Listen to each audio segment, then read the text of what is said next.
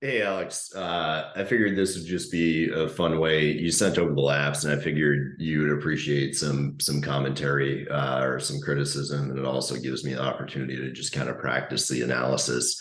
So I figured I'd walk through it and just see what you think. Anyway, very quickly, I need to figure out how to share your damn screen. There we go. Sorry, it's almost like I haven't done this before. Um, Anyway, so yeah, I was going to do some analysis on your lap at Watkins Glen.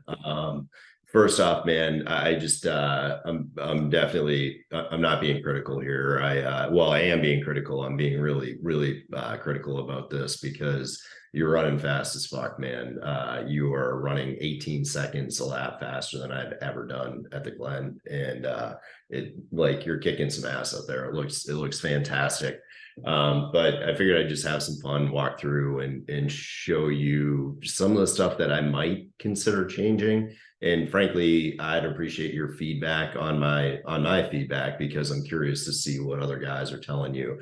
So just getting started off, leading into your fastest lap, the 201, hauling ass. You're exiting here. It looks like pretty damn strong. I didn't do a real analysis there. But coming into turn one, you're looking great, good throttle. And then I'm liking the fact we're seeing some trail braking down just before the apex. Might have been a little late to throttle there. Again, I'm being hypercritical here. I'm really curious to see turn two. If you're turning, you're generating a shit ton of G's in the middle of turn two, and I know that there's good camber there and it might not be an issue, but I'm just trying to figure out if maybe if you turn in just a little bit later into turn two, so like you're starting to peel away from the cone here, maybe just hang on for a second longer and it might give you a little bit more confidence to carry grip through the midpoint in turn two. I don't know if the reason you're lifting, I know the car is new to you, but I also don't know if the reason that you're lifting is you're starting to actually lose traction there. And I'm wondering if a slightly later turn in with a slightly stronger initial steering input in order to get that car kind of cranked in there and get a slightly better angle so that you're not carrying as much. And we're talking about like a few percentage of a change in terms of how many G's you're pulling here, but a slightly later turn in might give you slightly more confidence coming through turn two. Again, man, you're fucking flying through here.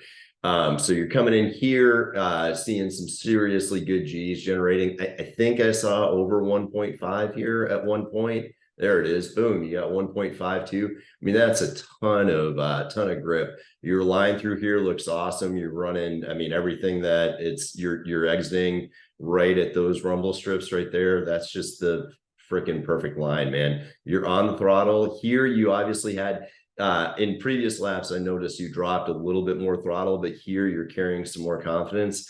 I get it, man. It's new car. You're still trying to build up to it, but definitely work to get that throttle down more. And you can see, right? Like, granted, you don't quite have the camber, but you're also, your G's are quite a bit lower than what your max is. I'm thinking you can probably pull, closer to 1.3 through there, which would mean keeping that throttle flat. Coming through here, again, now you're like WFO because I love it, man. That's real confidence. Coming into the bus stop, man, I think we've had this conversation before.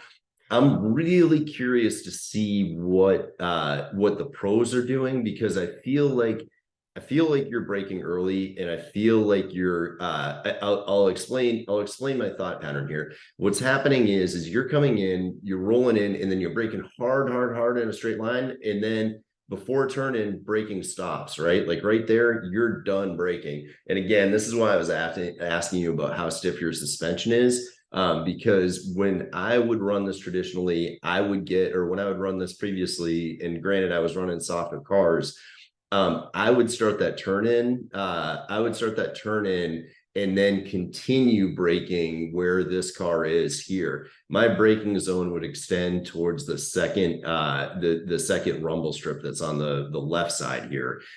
So I feel like you're giving up time here, but again, I don't know the car and I don't know what the pros are doing, but I feel like if you made this a two-stage, this is because of how, there we go.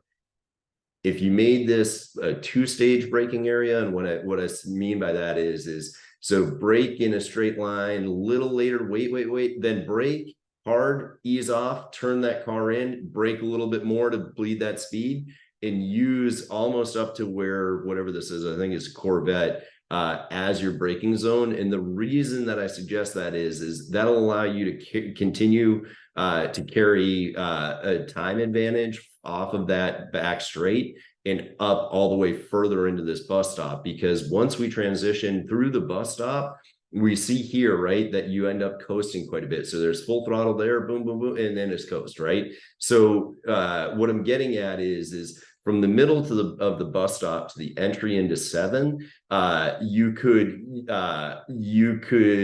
delay your application of the throttle a little bit more, and then you'll still have plenty of time to get the amount of speed needed to hit that entry speed that you want for turn 7.